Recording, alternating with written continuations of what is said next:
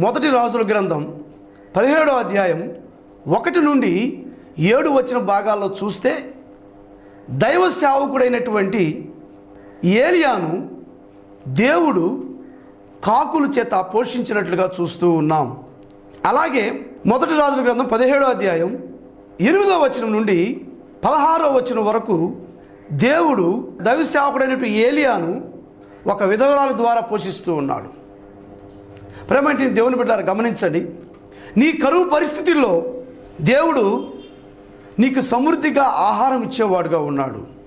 ఈ ఏలియా మన జ్ఞాపకం చేసుకుంటే దేవుని కొరకు బహుబలముగా వాడబడినటువంటి దైవ సేవకుడు, మరణాన్ని రుచి చూడకుండా పరమునకు కొనిపోబడినటువంటి దైవ సేవకుడు, దేవుని అగ్నిని భూమి మీదకి తీసుకువచ్చినటువంటి దైవ సేవకుడు, దేవుని హస్తాల్లో బహుబలంగా వాడబడినటువంటి దైవ సేవకుడు. మరి ఆ దేశమంతటా కూడా కరువుతో ఉన్నప్పుడు వర్షమైనను మంచైనను లేదు. మరి దైవ సేవకుడు దేవుని మాటకు లోబడినప్పుడు దేవుడు కాకుల ద్వారా ఆ దైవ సేవకునికి సమృద్ధికరమైన ఆహారాన్ని ఇచ్చాడు. మామూలు ఆహారం కాదండి, రొట్టెలు మాంసము కాకుల ద్వారా దైవ సేవకుని పోషించాడు. ప్రేమంటే దేవుని బిడ్డలారా గమనిస్తున్నారా? మరి చదవబడినటువంటి వాక్య భాగంలో దైవ సేవకుడు మరి ఆ కరువు దేశంలో ఉంటూ దేవుడు చెప్పిన మాటకు లోబడ్డాడు. దేవుడు చెప్పాడు, నీవు వెళ్ళి యోర్దానికి ఎదురుగా ఉన్నటువంటి ఆ కేరీతు వాగు దగ్గర నివాసం ఉండని చెప్పాడు దేవుడు. నేను నిన్ను పోషిస్తానని చెప్తున్నాడు దేవుడు. నేను నీకు ఆహారం ఇస్తానని చెప్తున్నాడు దేవుడు. దైవ సేవకుడు దేవుని మాటకు లోబడి ఆ ప్రకారంగా ఆ కేరీతు వాగు దగ్గరికి వెళ్ళినప్పుడు మరి ఆహారం ఎట్లా వస్తుందో తెలియదు. ఆ దైవ సేవకునికి అర్థం కాలేదు. కానీ దైవ సేవకుడు దేవుని మాటకు లోబడినప్పుడే దేవుడు అద్భుత కార్యం జరిగించాడండి. ఇక్కడ దేవుని మాటకు లోబడి అక్కడికి వెళ్ళినప్పుడు దేవుడు కాకుల ద్వారా దైవ సేవకుని పోషించినట్లుగా చూస్తూ ఉన్నాం. చూడండి, కాకోలముల ద్వారా దేవుడు తన సేవకుని పోషించాడు. ప్రేమంటే దేవుని బిడ్డలారా, ఈ కాకుల గురించి మనం ఆలోచన చేస్తే మరి చిన్నపిల్లలు పెద్దవారి దగ్గర ఉన్నా కూడా ఆహారాన్ని తన్నుకుని తీసుకువెళ్ళేటువంటి స్వభావం కలిగినటువంటివి. అలాంటి కాకుల ద్వారా దేవుడు తన సేవకుడికి ఆహారం ఇస్తూ ఉన్నాడు. తన సేవకునికి సమృద్ధిగా ఆహారం ఇస్తూ ఉన్నాడు. లోకమంతటా కూడా కరువు, దేవుని నమ్ముకున్న వారికి సమృద్ధికరమైన ఆహారం. దేవునికి స్తోత్రం. దేవుని మాటకు లోబడిన వారికి దేవుడు సమృద్ధికరమైన ఆహారం ఇస్తూ, ప్రేమంటే దేవుని బిడ్డలారా, నీకు సహాయం చేస్తానని, నీకు మేలు చేస్తానని వారు నిన్ను మోసం చేసి తప్పించి తిరుక్కోవచ్చు. అయితే ప్రభువు మాటకు నువ్వు లోబడినప్పుడు ఎవరైతే నీకు మాట చెప్పారో, ఎవరైతే నిన్ను మోసం చేశారో, ఎవరైతే నీకు సహాయం చేయకూడదు అనుకున్నారో, ప్రభువు వారి మనసులను, వారి బుద్ధిని, వారి ఆలోచన మార్చి వారి ద్వారా సహాయం చేస్తాడు దేవుడు. హల్లెలూయా. ప్రేమటువంటి సహోదరి సహోదరుడా గమనించండి, ఈ కాకులు చేతుల నుంచి తనుకుని పోయి ఆహారాన్ని తనుకెళ్తాయి. పిల్లల చేతులు కానీ పెద్దల చేతులు ఉన్న ఆహారాన్ని తనుకు తీసుకెళ్ళిపోతాయి. అలాంటి వాటి ద్వారా దేవుడు తన సేవకుని పోషిస్తూ ఉన్నాడు. తను నమ్ముకున్న బిడ్డలను పోషిస్తూ ఉన్నాడు. తను ఆశ్రయించే వారికి సహాయం చేస్తూ ఉన్నాడు. దేవుడు ఆ కాకి ఆలోచన కలిగినటువంటి అలాంటి ఉద్దేశాలు కలిగిన మనసులను మార్చి వారి ద్వారా నీకు ఎవరైతే సహాయం చేయరని చెప్తున్నావో వారి ద్వారా ప్రభు నీకు సహాయం చేస్తాడు. వారి మనసులను మారుస్తాడు, వారి హృదయాలను మారుస్తాడు, వారి అంతరంగాలు ఎరిగినటువంటి దేవుడు ఆయన. ప్రేమటి దేవుని బిడ్డలారా, కాకులు దేవుని మాటకు లోబడ్డాయి. వాటి బుద్ధిని మార్చుకున్నాయి, వాటి స్వభావాన్ని మార్చుకున్నాయి. వాటి నోట్లో ఉన్న ఆహారాన్ని అవి తినకుండా దేవుడి మాటకు లోబడి దేవుని సేవకునికి, దేవుని బిడ్డలకు ఆహారాన్ని తీసుకొచ్చినట్టు చూస్తూ ఉన్నాం. నీవు దేవుని వాక్యానికి లోబడితే, దేవుడు చెప్పిన చేస్తే, నీవు ఎక్కడున్నా సరే, కరువు దేశంలో ఉన్నా, కరువు ప్రాంతంలో ఉన్నా, దేశమంతా కరువు అయినా నీ ఇంట్లో మటుకు సమృద్ధికరమైన ఆహారాన్ని తింటావు. నీవు నీ బిడ్డలు సమృద్ధిగా ఆహారాన్ని తింటారు. ఎందుకంటే దేవుని మాటకు లోబడితే, ఆయన చెప్పినట్లు చేస్తే. దైవ సేవకుడు దేవుడు మాటకు లోబడ్డాడు. ఆ కరువులో సమృద్ధి ఆహారాన్ని ప్రతిరోజు ఉదయం సాయంత్రం ఈ కాకులు రొట్టెను మాంసమును మరి దైవ సేవకునికి తీసుకుని ఇస్తున్నాయి. మరి ఆ కేరీతు వాగులో నీరు తాగి జీవిస్తూ ఉన్నాడు. కొంతకాలానికి అందులో నీరు కూడా ఎండిపోయింది. దేవుడు మరలా విధవరాల ద్వారా పోషిస్తూ ఉన్నాడు. 8వ వచనం నుండి 16వ వచనం వరకు చూస్తే, ప్రేమంటి దేవుని బిడ్డలారా, విధవరాల ద్వారా దేవుడు తన సేవకుని పోషిస్తూ ఉన్నాడు. ఆ వచనాలు చూసి ఎలా ఉందో తెలుసా? ఆ దేశం మొత్తం కరువు. ఆ కరువు పరిస్థితిలో ఆ విధవరాల ఇంట్లో ఏమీ లేదండి. కొద్దిగా నూనె బుడ్డిలో ఉంది, కొద్దిగా పిండి తొట్టులో ఉంది, అంతే. దేవుడు ఆ విధవరాలకి చెప్పాడు, ఇదిగో నా సేవకుడు వస్తున్నాడు, ఈ కరువులో నా సేవకుడికి ఆహారం ఇవ్వమని చెప్పాడు దేవుడు. ప్రేమంటే దేవుని బిడ్డలారా, చూడండి, దేవుడు మాట విధవరాలు లోబడింది. అయ్యా, నాకు ఆహారం లేదు, నాకు పంట పొలాలు లేవు, వర్షం లేదు, ఇక్కడ పంటలు పండటం లేదు, మాకెవరు సహాయం చేసేవాళ్ళు లేరు అని దేవుడికి ఎదురు చెప్పలేదు, ఎదురు మాట్లాడలేదు. దేవుడు ఏమి చెప్పాడు ఆ మాటకు లోబడింది. దైవ సేవకుడు వచ్చాడు, అమ్మ నీకున్న దానిలో మొదటిగా నాకు చిన్న అప్పం చేసేయమంటూ ఉన్నాడు. ఆమె దైవ సేవకుడు మాట కూడా ఎదురు చెప్పలేదు. ఎందుకంటే ఆల్రెడీ ఆమె దేవుని ద్వారా దేవుని వాక్కును పొందుకుని ఉంది. ఆమె ఇదిగో నా సేవకుడు రాబోతూ ఉన్నాడు, నువ్వు అతను పోషించాలని. ఆమె వెళ్ళింది, ఇంట్లోకి నీళ్లు తెచ్చి ఇచ్చింది, చిన్న అప్పం చేసి మనప్పుడు అప్పం చేసి ఇచ్చింది. చూడండి, దైవ సేవకుడు దేవుని మాట విన్నాడు. ఇక్కడ ఈ విధవరాలు దేవుని మాట వింది, లోబడింది. వారి చుట్టూ కరువు ఉంది, దేవుడు సమృద్ధిగా ఆహారాన్ని ఇచ్చి ఆ కరువు అంతా తీరిపోయేంత వరకు ఆ బుడ్డిలో నూనె తక్కువగా లేదు, ఆ తొట్టిలో పిండే తక్కువగా లేదు. దేవునికి స్తోత్రం. ప్రియ సహోదరి సహోదరులరా, దేవుని మాట నీవు నేను మనం వింటే, ఆయన మాటకు లోబడితే, ఆయన వాక్య ప్రకారంగా జీవిస్తే, ఆయన మార్గాల్లో మనం నడుచుకుంటే, దేశమంతటా కరువైనా, ప్రపంచం మొత్తం కరువైనా నీ ఇంటిలో కరువు ఉండదు. సమృద్ధికరమైన ఆహారం దేవుడు ఇస్తాడు. మీకే కొదువ ఉండదు. మీ అక్కర్లన్నీ యేసుక్రీస్తు ప్రభు నామంలో తీర్చబడతాయి. క్రీస్తు యేసు నామంలో ప్రతి అవసరత, ప్రతి అక్కర తీర్చబడుతుంది. అది ఆహార విషయం కావచ్చు, ఆర్థిక విషయం కావచ్చు, ఆత్మీయ విషయాలు కావచ్చు, ఏ విషయమైనా సరే దేవుడు మాటకు మనం లోబడినప్పుడు మనం సమృద్ధిగా పోషించబడతాం. కాకుల ద్వారా పోషించబడవచ్చు, నీకు తెలియని ద్వారా సహాయం అందుతుంది, మనుషుల ద్వారా సహాయం అందొచ్చు, పక్షుల ద్వారా సహాయం అందొచ్చు, నీవంటే తెలియని ద్వారా సహాయం ఎలా తీసుకొస్తాడో తెలియదు. దేవుడు మాత్రం తన నమ్ముకున్న బిడ్డలను, తన మాటకు లోబడిన వారికి, తన వాక్యానుసారంగా జీవించే వారికి, ఆయన మాట శ్రద్ధగా విని నడుచుకునే వారికి ఎప్పుడూ మేలు చేయకుండా ఆయన ఉండనే ఉండడు. దేవునికి స్తోత్రం. ఇంతవరకు నువ్వు దేవుని మాట వినకుండా అశ్రద్ధ చేసి నీ సొంత మార్గాల్లో వెళ్తున్నట్లయితే, ప్రియ సహోదరి సహోదరుడా, నీకు వచ్చిన సమస్యలు అందువల్ల వచ్చాయేమో, నీకు వచ్చిన కష్టాలు అందువల్ల వచ్చాయేమో, తిరిగి మనసు మార్చుకొని, ప్రభువా ఇదిగో ఈ దినం నుండి నీ మాటకు లోబడతా, ఈ క్షణం నుండి నీ వాక్యానికి లోబడతా, నీ మార్గాల్లో నేను నడుస్తాను ప్రభువా, నాకు సమృద్ధి ఆహారం దయచి, నా కుటుంబాన్ని దీవించు, నా బిడ్డలను దీవించు, నాకున్న సమస్తాన్ని దీవించు ప్రభు అని అడిగినప్పుడు దేవుడు తప్పకుండా దీవిస్తాడు. దేవుడు నీకు నా సమస్యల నుంచి విడిపిస్తాడు. అవి కోర్టు సమస్యలు కావచ్చు, కుటుంబ సమస్యలు కావచ్చు, బిడ్డల సమస్యలు కావచ్చు, అప్పుల సమస్యలు కావచ్చు, అవి వ్యాధులకు సంబంధించినవి కావచ్చు, మరి ఏదైనా సరే దేవుడు నీకు సహాయం చేస్తాడు. ఎప్పుడంటే ఆయన మాటకు లోబడినప్పుడు, ఆయన చెప్పింది చేసినప్పుడు. ప్రేమంటే దేవుని బిడ్డారా, మరి దైవ సేవకుడు తన చుట్టూ ఆ దేశమంతా కరువు ఉన్న దేవుడు ఆ కరువులో ఆహారం ఇస్తూ ఉన్నాడు. దేవునికి స్తోత్రం. ప్రియ సహోదరి సహోదరుడా, నీ చుట్టూ కరువు తాండవిస్తుందా? అవమానాలు, నిందలు, అప్పులు, కరువులో ఉన్నావా? కఠినమైన పరిస్థితిలో ఉన్నావా? ఎవరు నిన్ను కనికరించడం లేదా? నువ్వు భయపడవద్దు, కలత చెందొద్దు, దిగులు పడవద్దు. యేసయ్య మాటకు లోబడు. ఆయన నీకు సమృద్ధి ఆహారం ఇచ్చేవాడుగా ఉన్నాడు, నీకు సమృద్ధిగా సహాయం చేసేవాడుగా ఉన్నాడు ఆయన. రెండవది, కరువులో ఆశీర్వాదం.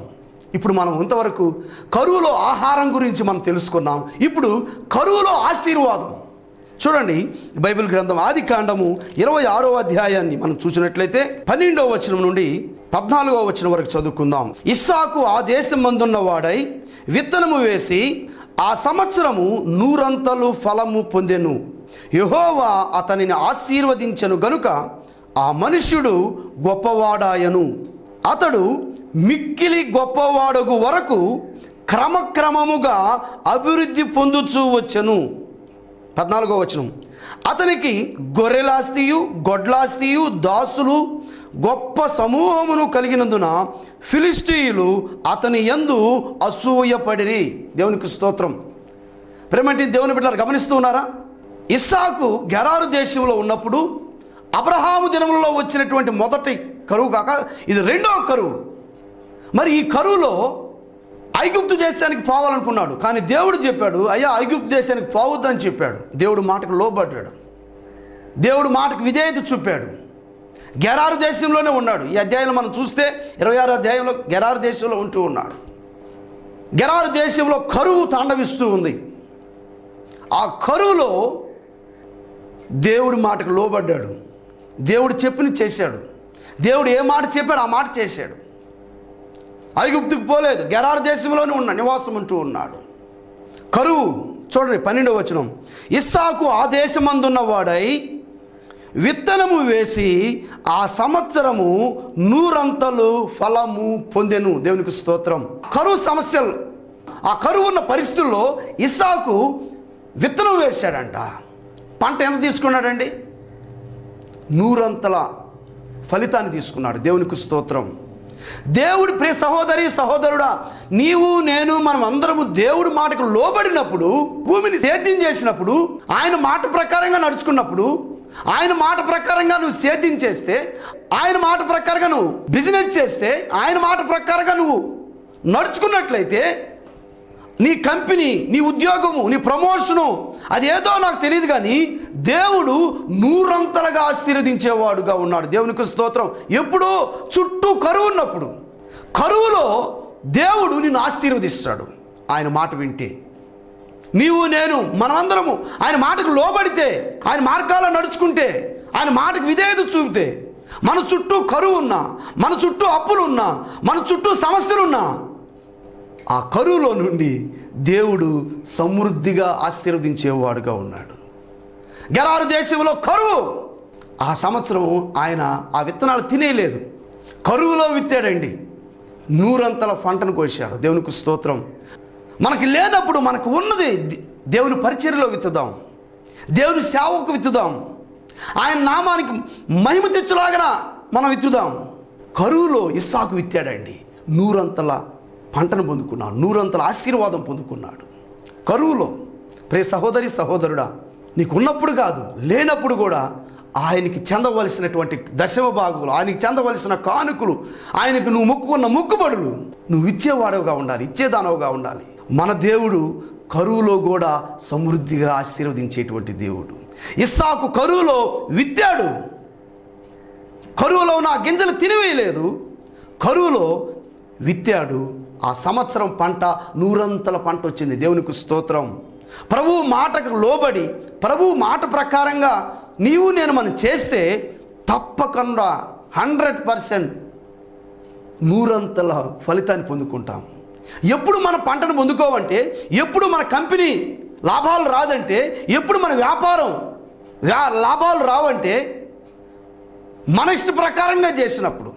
చాలామందికి మంచి వ్యాపారం ఏదో తెలుసు, మంచి బిజినెస్ ఏదో వాళ్ళకి తెలుసు, కానీ ఆ వ్యాపారంలో ఎప్పుడు పోవాలా, ఎప్పుడు బయటకు రావాలా అనేది కొంతమందికి తెలుసు. చాలామందికి స్టాక్ మార్కెట్లో ఇన్వెస్ట్ చేయటం చాలామందికి తెలుసు, కానీ ఎప్పుడు అందులోకి వెళ్ళాలా, ఎప్పుడు బయటకు రావాలనేది కొంతమందికి తెలుసు. ప్రియమైన సహోదరి సహోదరుడా, ఆయా సీజను, ఆ పరిస్థితులను బట్టి నువ్వు ఎలాంటి పరిస్థితుల్లో విత్తుతున్నావు, ఎలాంటి సమయంలో నువ్వు పనిచేస్తున్నావు, ఎలాంటి పరిస్థితుల్లో నువ్వు ఇన్వెస్ట్ చేస్తున్నావు, ఎలాంటి సమయంలో నువ్వు అడుగు పెడుతున్నావు, ఎలాంటి సమయంలో బయటకు వస్తున్నావు అని చాలా ప్రాముఖ్యం. కరువులో విత్తాడండి. దేవుడు మాట ప్రకారంగా నడుచుకున్నాడండి. దేవుడు ఉన్న దేశంలో ఉండమన్నాడండి. దేవుడు ఏ దేశం అయితే ఉండమని చెప్పాడు అక్కడే ఉన్నాడండి. దేవుడు ఇస్సాకును ఆశీర్వదించాడు, ఇస్సాకును బ్లెస్ చేశాడు. అంతే, 100 ఫలితం. అక్కడ చూడండి, ఆ మనుష్యుడు మిక్కిలి గొప్పవాడయ్యేంత వరకు క్రమక్రమముగా వర్ధిల్లుచుండెను. దేవునికి స్తోత్రం. చూడండి, అతడు మిక్కిలి గొప్పవాడగు వరకు క్రమక్రమముగా అభివృద్ధి పొందుతూ వచ్చెను. అతనికి గొర్రెలాస్తియు గొడ్లాస్తియు దాసులు గొప్ప సమూహమును కలిగినందున ఫిలిష్తీయులు అతని యందు అసూయపడిరి. దేవునికి స్తోత్రం. నీ శత్రువులు అసూయపడేంతగా దేవుడు నిన్ను ఆశీర్వదించబోతూ ఉన్నారు. నీ చుట్టుపక్కల వారు, నిన్ను చూసిన ప్రతి వారు అసూయపడేంతగా దేవుడు నీకున్న కరువుల్లో, నీకున్న కష్టాల్లో, నీకున్న సమస్యల్లో వారు అసూయపడేంతగా దేవుడు నిన్ను ఆశీర్వదించబోతున్నాడు. దేవునికి స్తోత్రం. నమ్మిన వారు దేవుని నామానికి మహిమని చెప్పండి. దేవుని నామానికి మహిమని చెప్పండి. ఆమేనని చెప్పండి. దేవా నీకు స్తోత్రాలని చెప్పండి. నాతో కలిసి చెప్పండి. యేసయ్య నేను నమ్ముతున్నా, నాకున్న కరువులో నుంచి, నాకున్న కష్టాల్లో నుంచి, నాకున్న సమస్యల్లో నుండి నేను విత్తుతున్నాను. నా శత్రువులు అసూయపడేంతగా నన్ను నువ్వు ఆశీర్వదిస్తున్నందుకు స్తోత్రాలని చెప్పండి. ఆమేన్. ప్రభు మిమ్మల్ని దీవిస్తున్నాడు ఆ రీతిగా. ప్రేమేంటి దేవుని బిడ్డలారా, ఇస్సాకు దేవుడు మాటకు లోబడ్డాడు. ఆ కరువు సమయంలో దేవుడు అతను ఆశీర్వదించాడు. మామూలుగా ఆశీర్వాదం కాదండి. తన శత్రువులు అసూయపడేంతగా, ఫిలిష్తీయులు అసూయపడేంతగా, తన చుట్టూ ఉన్నవారు అసూయపడేంతగా ఆశీర్వదించాడు. కరువు దేశంలో దేవుడు ఇస్సాకు తోడుగా ఉన్నాడు. ఇస్సాకు దేవుడు మాటకు లోబడుతున్నాడు. దేవుడు చెప్పిన మాట చేస్తాడు అంతే. మనం ఏంటంటే బంధువుల మాట వింటాం, స్నేహితుల మాట వింటాం, ఎక్స్పర్ట్స్ మాట వింటాం, తెలివైన వాళ్ళ మాట వింటాం, అందరి మాట వింటాం, కానీ దేవుడు మాట వినడానికి ఇష్టపడం. అందుకే మీ సమస్యలు అలాగే ఉండిపోయాయి. వాటిలో కొట్టుమిట్లు ఆడుతున్నారు. ఆ సమస్యలో పడి అల్లాడుతూ ఉన్నారు. దేవుడి మాటకు వినండి, దేవునికి లోబడండి. దేవుడు నీకు ఏం చెప్తున్నాడో చేయండి. దేవుడు అద్భుతం జరిగిస్తాడు నీ జీవితంలో. దేవుడు చెప్పాడు, ఆ దేశంలో ఉన్నాడు, విత్తనాలు వేసాడు, కరువు దేశంలో 100 ఆశీర్వాదం, 100 పంటను పొందుకోండి. చాలామంది చేసే పని తెల్లారిపటికే గొప్పవాళ్ళు కావాలి. ఈరోజు వ్యాపారం స్టార్ట్ చేస్తారు, ఈరోజు కంపెనీ స్టార్ట్ చేస్తారు, రేపటికల్లా మంచి అభివృద్ధి కావాలా, లాక్స్ క్రోర్స్ సంపాదించాలా? కాదండి, ఎక్కడ రాదు అది. దేవుని వాక్య ప్రకారంగా చూడండి, ఇస్సాకును దేవుడు క్రమక్రమంగా అభివృద్ధి చేస్తూ ఉన్నాడు. దేవుని స్తోత్రం. ఒక్కసారిగా నువ్వు అభివృద్ధి వచ్చిందంటే, మరుసటి రోజే అభివృద్ధిలోకి వెళ్ళిపోయావంటే మునగ చెట్టు మాదిరిగా అయిపోద్ది నీ పరిస్థితి. తెలుసు కదా, మునగ చెట్టు ఏమవుతుంది, త్వరగా పెరుగుద్ది, చిన్న గాలి అలా వీచినప్పుడు అలా ఇరికి కింద పడిపోద్ది. నిదానముగా క్రమక్రమముగా అభివృద్ధి చెందాలి. క్రమక్రమంగా దేవుని ఆశీర్వదిస్తూ వస్తున్నాడు. క్రమక్రమంగా ఇస్సాకును ఆశీర్వదిస్తూ ఉన్నాడు. క్రమక్రమంగా అభివృద్ధి పొందుతూ ఉన్నాడు. ఆ మాట చాలా బాగుంది చూడండి. 13వ వచనం. అతడు మిక్కిలి గొప్పవాడగు వరకు క్రమక్రమముగా అభివృద్ధి పొందుచూ వచ్చాను. క్రమక్రమముగా అతడి మిక్కిలి గొప్పవాడగు వరకు అభివృద్ధి పొందుచూ వచ్చాను. దేవునికి స్తోత్రం. గొర్రెలాస్తి, మేకలాస్తి, దాసులు, పనివారు విస్తరించిపోయారు. ఫిలిష్తీయులు అసూయపడారు. వీడు వచ్చాడు, మన కళ్ళ ముందే అన్నీ సంపాదించుకుంటున్నాడు అని చెప్పేసి నువ్వు మా దగ్గర ఉండకూడదు, పంపించేశారు. ఇస్సాకు ఎక్కడి నుండి వెళ్ళిపోమన్నాడు. అప్పుడు ఇస్సాకు వెళ్ళి గెరారు లోయలో గుడారం వేసుకున్నాడు. ఇంతకుముందు గెరారు దేశంలో ఉన్నాడు, ఇప్పుడు లోయలోకి వెళ్ళిపోయాడు, అక్కడ గుడారం వేసుకున్నాడు. అక్కడ దేవుడు ఇస్సాకు తోడుగా ఉన్నాడు. దేవుడు మాటకు లోబడిన వారికి దేవుడు ఎక్కడైనా తోడుగా ఉంటాడండి. నువ్వు ఏ దేశంలో, ఏ రాష్ట్రంలో ఉన్నా, ఏ మారుమూల గ్రామంలో ఉన్నా, ఏ ప్రదేశంలో ఉన్నా, ఏ జిల్లాల్లో ఉన్నా, దేవుడు వారికి మటుకు తోడుగా ఉంటాడు 100%. ఎవరైతే వింటారో వారికి తోడుగా దేవుడు తప్పకుండా ఉంటాడు. వీళ్ళు అభివృద్ధి పొందుతున్నాడు మా దేశానికి వచ్చి అని ఫిలిష్తీయులు అసూయపడి అక్కడి వెళ్ళిపోమని చెప్పారు. అయ్యా అక్కడ వెళ్ళిపోమని చెప్పాడు. ఇస్సాకు పోయి గెరారు లోయలో గుడారం వేసుకున్నప్పుడు వాళ్ళ నాన్నగారు తవ్వించిన బావులు ఫిలిష్తీయులు మనుపోసి పూర్తి చేశారు. అవి మరలా తవ్వించినప్పుడు ఈ ఫిలిష్తీయులు పోయి గొడవ వేసుకున్నారు. ఇస్సాకు కాపరులతో, మరి ఫిలిష్తీయులు కాపరులు వచ్చి గొడవ వేసుకుని మావి ఆ బావులు అన్నారు. ఇస్సాకు గొడవ వేసుకోలేదు, తొగు వేసుకోలేదు, కోర్టుకి వెళ్ళలేదు. మనమైతే వెళ్తాం, ఇది మా నాన్నది, మా తండ్రిది, దేవుడికి అప్పచెప్పేశాడు. కళ్ళు మూసుకొని దేవుడికి అప్పచెప్పాడు అంతే. ఇది మీ తీసేసుకుని వెళ్ళిపోయాడు. ఇంకో దగ్గరికి వెళ్ళాడు, మళ్ళా తవ్వాడు, నీళ్లు పడ్డాయి, జలలు పడ్డాయి, నీళ్లు గల జలలు పడ్డాయి, ఇది కూడా మాదే అన్నారు, దాన్ని వదిలేశాడు.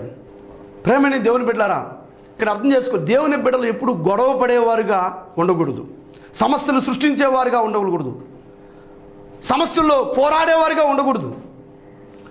నేను చెబుతున్నాను, నీ పేరును రాయబడిన బీప్ బస్తా కావచ్చు, నీ పేరును రాయబడిన ఇల్లు కావచ్చు, నీ పేరు రాయబడినటువంటి పొలం కావచ్చు, ప్లాట్ కావచ్చు, మరి ఏదైనా కావచ్చు, అది నీకు చెందిందైతే అది ఎక్కడున్నా సరే నీ దగ్గరకు వస్తుందండి. నమ్మండి ఆ మాట. దాన్ని ఆపడానికి ఎవరు తరం కాదు. దేవుడు ఆ స్థలం మీద, ఆ ప్రాపర్టీ మీద నీ పేరు రాసి ఉంటే ఆపడానికి ఎవరు తరం కాదండి. వేరే వాళ్ళు తెచ్చుకొని నువ్వు కానీ పెట్టుకుంటే నీ దగ్గర నుంచి సులువుగా వెళ్ళిపోద్ది. అది ఎవరు ఆపినా కూడా ఉండదు, వెళ్ళిపోద్ది. ప్రేమేంటి దేవుని బిడ్డలారా గమనించండి. రాత్రి దేవుడు భయపడిపోతున్నాను, అయ్యో నేను వాళ్ళకి అక్కడి నుంచి తరివేశారు, గెరారు దేశం నుంచి వచ్చి గెరారు లోయలో గుడారం వేసుకున్నాను, ఇక్కడ గొడవలు జరుస్తున్నాను, అక్కడ గొడవలు అయిపోయి అని భయపడ్డాడు. కానీ ఆ రాత్రి దేవుడు ఇస్సాకు ప్రత్యక్షమవుతూ ఉన్నాడు. అబ్రహాము దేవుడు, మీ తండ్రి దేవుడు నేను, నువ్వు భయపడవద్దు, నేను నిన్ను ఆశీర్వదిస్తాను, నిన్ను గొప్పగా చేస్తాను అని చెప్తా ఉన్నాడు. దేవునికి స్తోత్రం. నువ్వు భయపడవద్దు. దేవుని నమ్మిన వారు ఎన్నడూ భయపడవద్దండి. నువ్వు ఎవరు నమ్మున్నావో వారి మీద నువ్వు ఆధారపడు, వారే నీకు సహాయం చేస్తారు. నువ్వు దేవుని నమ్మితే దేవుని మీద ఆధారపడు, దేవుడు నీకు సహాయం చేస్తాడు. మనుషులైతే మోసం చేస్తారు, వాళ్ళు నమ్మే మేము మోసపోయాం, మనం మోసం చేశారు. కానీ దేవుని నమ్మిన వాడు ఎన్నటికీ ఎప్పటికీ చెడిపోడు, దేవుడు వారిని విడిచిపెట్టడు. ప్రేమటి దేవుని బిడ్డలారా గమనిస్తూ ఉన్నారా? మరి ఇస్సాకుతో దేవుడు ఉన్నారని దేవుడు ఇస్సాకు యొక్క శత్రువులకు ప్రత్యక్షమయ్యాడు. వాళ్ళు వచ్చి 26వ వచనంలో, అంతటా అబీమెలెకును అతని స్నేహితుడైన అహూజతును అతని సేనాధిపతి అయిన ఫీకోలును గెరారు నుండి అతని యొద్దకు వచ్చిరి. అబీమెలెకు అతని స్నేహితుడు అహూజతును అతని సేనాధిపతి ఫీకోలు ముగ్గురు వచ్చి, అయ్యా మేము నీకేం చేయకుండా పంపించేశాం, మేము కీడేం చేయలేదు, మీరు కూడా మాకు ఎలాంటి కీడు చేయకూడదు అని చెప్పి ఇస్సాకు దగ్గరకు వచ్చారు. వాళ్ళకి అర్థమైంది, శత్రువులకు, ఇస్సాకు శత్రువులకు అర్థమైంది. అబీమెలెకు వారి రాజ్యం అందరికీ అంత అర్థమైంది. దేవుడు ఇస్సాకుకు తోడై ఉన్న ఆ విషయం వారికి అర్థమైంది. కనుక వాళ్ళు వచ్చి సమాధానంగా మాట్లాడుతున్నారు. దేవుడు నీ పక్షమునుండగా, దేవుడు మన పక్షమునుండగా మనకి విరోధి ఎవరూ లేరండి. రోమాపత్రిక 8వ అధ్యాయం 31వ వచనం. దేవుడు నా పక్షమునుండగా నాకు విరోధి ఎవరు లేరు. If God is with us, who is against us? దేవుడు మన పక్షమునుండగా మనకు విరోధి ఎవరు లేరు. ఇస్సాకు అభివృద్ధిని చూసి, ఆ కరువులో ఇస్సాకును దేవుడి ఆశీర్వాదాలు చూసి శత్రువులు అసూయపడి అక్కడి నుంచి తరిమివేసిన దేవుడు విడిచిపెట్టలేదు. దేవుడు తోడుగా ఉంటూ ఉన్నాడు, దేవుడు సహాయం చేస్తూ ఉన్నాడు, శత్రువులను కూడా మిత్రులుగా చేశాడు. దేవునికి స్తోత్రం. ప్రేమంటే దేవుని బిడ్డలారా, నీ కరువులో దేవుడు నిన్ను ఆశీర్వదిస్తాడు. నీ కరువులో దేవుడు నీకు సమృద్ధిగా ఆహారాన్ని ఇస్తాడు. నీ కరువులో ఆయన నిన్ను సమృద్ధిగా దీవిస్తాడు. ఆయన మాటకు లోబడినప్పుడు నీ చుట్టూ అననుకూల పరిస్థితులు ఉండొచ్చు, నీ మీద నిందలు ఉండవచ్చు, కోర్టు సమస్యల్లో, అప్పుల్లో, అవమానాల్లో, అర్థం కాని పరిస్థితుల్లో ఉండవచ్చు, నీ కుటుంబ సమస్యల గురించి బాధపడుతూ ఉండవచ్చు. అవి ఏ సమస్యలైనా సరే నీవు నేను మనమందరం ఆయన వాక్యానికి లోబడినట్లయితే ప్రభు మన చుట్టూ కరువున్నా, మన దేశంలో కరువున్నా, ప్రపంచమంతా కరువున్నా, దేవుని మాటకు లోబడిన వారికి కరువులో కూడా సమృద్ధిగా ఆహారాన్ని ఇస్తాడు, కరువులో కూడా సమృద్ధికరమైన ఆశీర్వాదాలు ఇస్తాడు. దేవునికి స్తోత్రం. ప్రభు మిమ్ములను మీ కుటుంబాలను దీవించి ఆశీర్వదించునుగాక. ప్రార్థన చేసుకుందాం. ప్రార్థనలో కళ్ళు మూసుకుని ఏకీభవించండి. ప్రార్థన చేసుకుందాం. మహాపరిశుద్ధుడా, కృపా కనికరమ గల మా తండ్రి, ఇదిగో నాయన, ఈ దినం నీ లేఖనాల ద్వారా ఆత్మీయ ఆహారం టీవీ వీక్షకులతో మీరు మాట్లాడినందుకు స్తోత్రాలు. ప్రభువులో యేసయ్య, కరువులో మీరు ఆహారం ఇచ్చేవారుగా ఉన్నారు, కరువులో మమ్మల్ని ఆశీర్వదించేవారుగా ఉన్నారు. అయితే తండ్రి, మేము నీ మాటకు లోబడ్డానికి సహాయం చేయండి, నీ వాక్య ప్రకారంగా జీవించడానికి సహాయం చేయండి. యేసయ్య, ఈ ప్రార్థనలో కళ్ళు మూసుకుని ఏకీభవించిన బిడ్డలను, ప్రియ సహోదరి సహోదరులు మీరు జ్ఞాపకం చేసుకోండి తండ్రి. వారి శరీరాల్లో ఉన్న వ్యాధిని, ఎక్కడైతే వారి కుడి హస్తాన్ని పెట్టి ఉన్నారు, వారి శరీరంలో వ్యాధిని ఇప్పుడే యేసు నామములో గద్దిస్తూ ఉన్నాను.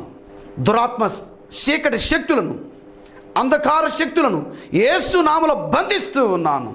వారి కుటుంబాల్లో నెమ్మది, సంతోషం, సమాధానం కలుగునుగాక. ఇదిగో ప్రభువా, కోర్టు సమస్యలతో నలిగిపోతున్న బిడ్డలను కనికరించి విడిపించండి ప్రభువా. అప్పుల బంధకాల నుంచి నాయన నలిగిపోతున్న కుటుంబాలను, బిడ్డలను యేసు నామములో విడిపిస్తున్నాం నాయన. ఇదిగో ప్రభువా, జాబ్ కోసం సెర్చ్ చేస్తున్న ఈ బిడ్డలను జ్ఞాపకం చేసుకుని చక్కటి ఉద్యోగములు, వారు చదువుకు తగిన ఉద్యోగములను యేసు నామములో నీ బిడ్డలకు అనుగ్రహిస్తూ ఉన్నాం. గర్భఫలాలు లేకుండా ఎదురు చూస్తున్న బిడ్డల ప్రభువా, ఇదిగో తండ్రి, అనేకమైన హాస్పిటల్ చుట్టూ తిరిగి నాయన అర్థం కాని పరిస్థితిలో ఉన్న ప్రియ సహోదరి సహోదరులు కనికరించి వారి గర్భద్వారములు యేసు నామములో తెరవబడునుగాక, చక్కటి గర్భఫలములు యేసు నామములో కలుగునుగాక. తండ్రి నీకు వందనాలు స్తోత్రాలు చెల్లించుకుంటూ ఉన్నాను నాయన, మీకు వందనాలు చెల్లించుకుంటూ ఈ ప్రార్థనలు ఏకీభవించిన ప్రతి బిడ్డను దీవిస్తూ మహిమ ఘనత ప్రభావాలు మీరు పొందుకోమని, మీరు అద్భుతం జరిగించేందుకు స్తోత్రాలు చెల్లించుకుంటూ యేసయ్య శక్తి కలిగిన నామంలో ప్రార్థించి స్తుతించి వేడుకుంటున్నాము తండ్రి, ఆమెన్. ఆశీర్వాదం తీసుకుందాం. పరమ తండ్రి అయిన దేవుని ప్రేమ, ఆయన కుమారుడు మన రక్షకుడు విమోచకుడని యేసుక్రీస్తు కృప, పరిశుద్ధ ఆత్మ దేవుని సహవాసము సంబంధము మనకును సర్వలోకంలోని సకల పరిశుద్ధులకును మరి విశేషముగా ఏదైనా ప్రార్థనలో ఏకీభవించిన ప్రతి బిడకును సదాకాలం తోడైన నడిపించునుగాక. ఆమెన్.